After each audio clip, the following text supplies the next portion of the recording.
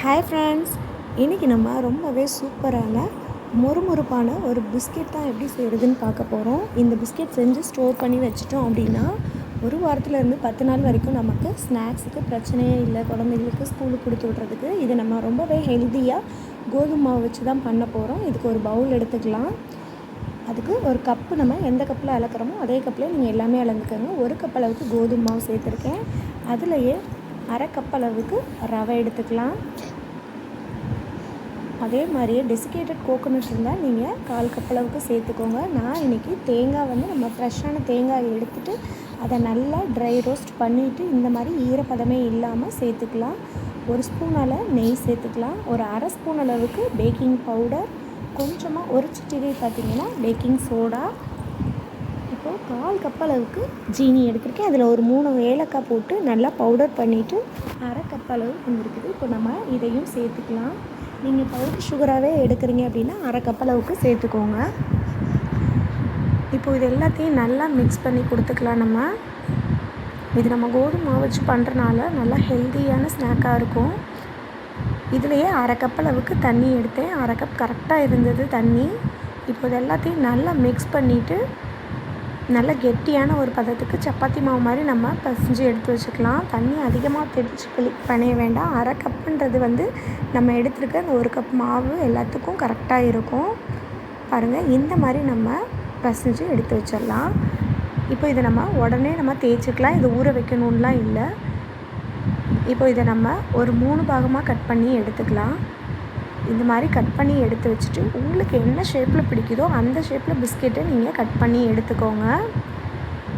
இன்னும் நீங்கள் மோல்டு வச்சுருக்கீங்க அப்படின்னாலும் பிஸ்கெட் மோல்டில் நீங்கள் ரவுண்டாக தேய்ச்சிட்டு பிஸ்கெட் மோல்டு போட்டு எடுக்கிறனாலும் அதுவும் நல்லா தான் இருக்கும். நான் இன்றைக்கி குட்டி குட்டியாக குழந்தைங்களுக்கு ஸ்கூலுக்கு கொடுத்து விட்ற மாதிரி சின்ன சின்ன பீஸாக கட் பண்ணி எடுக்கிறேன். நீங்கள் வேணால் டைமண்ட் ஷேப்பில் கூட கட் பண்ணி எடுத்துக்கோங்க.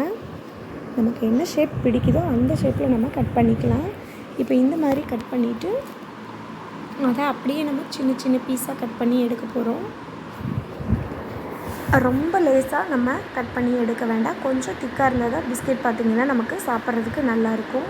ஸோ பாருங்கள், இந்த மாதிரி நம்ம கட் பண்ணி எடுத்துகிட்டு அதை அப்படியே சின்ன சின்ன பீஸாக கட் பண்ணி எடுத்துக்கலாம். இது நமக்கு ஒன்றோட ஒன்றுலாம் ஒட்டாதுங்க. நம்ம கட் பண்ணிவிட்டு அப்படியே மொத்தமாக ஒரு பிளேட்டில் போட்டு வச்சுட்டு நம்ம எடுத்து போட்டுக்கலாம். எண்ணெயில் போடும்போது பாருங்கள், இந்த மாதிரி நான் கட் பண்ணியிருக்கேன். இப்படி குட்டி குட்டியாக கட் பண்ணும்போது குழந்தைகளும் ஆசையாக சாப்பிடுவாங்க. ரொம்ப பெரிய பீஸாக இருந்தால் அவங்க சாப்பிட மாட்டாங்க. ஸோ இந்த மாதிரி சின்ன சின்ன பீஸாக கட் பண்ணி எடுத்துக்கலாம். பாருங்கள், பார்க்குறதுக்கு இவ்வளோ அழகாக இருக்குங்க. இதை நம்ம பொரித்து எடுக்கும்போது இன்னுமே சூப்பராக இருக்குங்க. ரொம்ப சூப்பர் டேஸ்ட்டில் இருந்தது இந்த பிஸ்கெட்டு. நீங்கள் வெளியே கடையிலலாம் கொடுத்து வாங்கி கொடுக்கறதுக்கு இந்த மாதிரி செஞ்சு வச்சுட்டோம், வீக்லி ஒன்ஸ் செஞ்சு வச்சிட்டோம்னாலே போதும். அந்த வாரம் ஃபுல்லாக நம்ம ஸ்நாக்ஸுக்கு கொடுத்து விட்டுக்கலாம். பிள்ளைங்களும் பிரியமாக சாப்பிடுவாங்க. ஸோ இந்த மாதிரி நீங்களுமே செஞ்சு வச்சுக்கோங்க. ரொம்ப டேஸ்ட்டாக இருக்கும். நீங்கள் இந்த டேஸ்ட்டு பிடிச்சது அப்படின்னா இதுவே தான் கேட்பாங்க. அவ்வளோ ஒரு டேஸ்ட் அருமையாக இருந்ததுங்க. அப்படியே மொறுமொறுப்பாக சூப்பராக இருந்தது. இப்போ பாருங்கள், நான் எல்லாத்தையுமே கட் பண்ணி இந்த மாதிரி எடுத்து வச்சுட்டேன். பாருங்கள், உங்களுக்கே தெரியும் ஒன்றோட ஒன்றுலாம் இது ஒட்டலை, பிசுப்பாக இல்லை, நல்லா சூப்பராக இருந்தது. ஸோ இப்போ நம்ம ஒரு கடாயில் எண்ணெய் ஹீட் பண்ணியாச்சு. இப்போ பாருங்கள், இந்த மாதிரி கட் பண்ணி நம்ம எடுத்து வச்சதை இப்போ ஒன்று ஒன்றா எடுத்து நம்ம சேர்த்துக்கலாம். நீங்கள் மொத்தமாக அப்படியே எடுத்து போடுறதுனாலும் போடுங்க. நம்ம எண்ணெயில் போட்டு பொரித்து எடுக்கும்போது அது தனித்தனியாக பிரிஞ்சு வந்துடும்.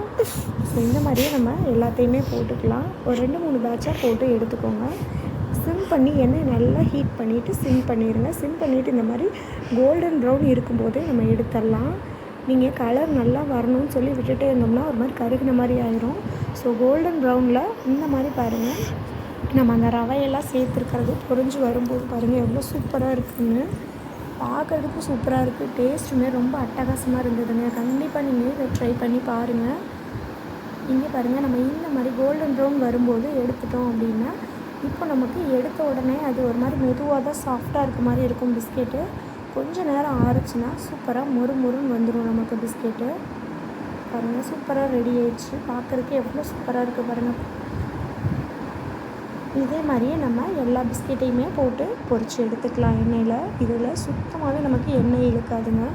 கொஞ்சம் கூட நம்ம ஊற்றின எண்ணெய் பார்த்திங்கன்னா அப்படியே இருக்கும், கொஞ்சம் கூட எண்ணெய் இழுக்காது. ஸோ கண்டிப்பாக இந்த மாதிரி ஸ்நாக்கு குழந்தைகளுக்கு செஞ்சு கொடுங்க. பெரியவங்களுக்குமே இது ரொம்ப பிடிக்கும்.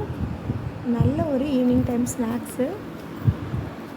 நீங்கள் பாருங்கள், நான் காட்டுறேன் எப்படி இருக்குதுன்னு. இப்போ கூட உங்களுக்கு நான் பொரிச்சு எடுத்தோன்னே காட்டுறதுனால எப்படி இருக்குது. கொஞ்சம் டைம் ஆச்சு. ஒரு 10 நிமிஷம் 1/4 மணி நேரத்தில் நம்ம வச்சுருந்தோம் அப்படின்னா ரொம்ப கிறிஸ்பியான சூப்பரான பிஸ்கெட் ரெடி ஆயிடும் நமக்கு. பார்க்குறதுக்கு பாருங்கள் கலர்ஃபுல்லாக சூப்பராக இருக்குது. இந்த மாதிரி கோல்டன் ப்ரௌனில் எடுத்தோன்னா தான் நல்லாயிருக்கும். ரொம்ப நேரம் வேகணும்னு விட்டுட்டோம் அப்படின்னா ஒரு மாதிரி கருப்பாயிரும் பிஸ்கெட்டு. ஸோ இந்த மாதிரி ஒரு ஏர்டைட்டான பாக்ஸில் போட்டு க்ளோஸ் பண்ணி வச்சுக்கோங்க. வச்சு ஸ்டோர் பண்ணி வச்சுட்டோன்னா வேணுங்கிறப்ப நம்ம எடுத்து கொடுத்துக்கலாம். ஸோ கண்டிப்பாக நீங்களும் இந்த மாதிரி பிஸ்கெட் ட்ரை பண்ணி பார்த்துட்டு எப்படி இருக்குன்னு உங்களோட ஃபீட்பேக்கை எனக்கு கமெண்ட்டில் சொல்லுங்கள்.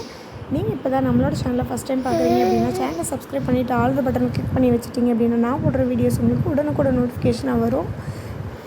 இந்த சூப்பரான பிஸ்கெட் செஞ்சு பார்த்துட்டு கண்டிப்பாக எப்படி இருக்குன்னு சொல்லுங்கள். ஓகே ஃப்ரெண்ட்ஸ், பாய்.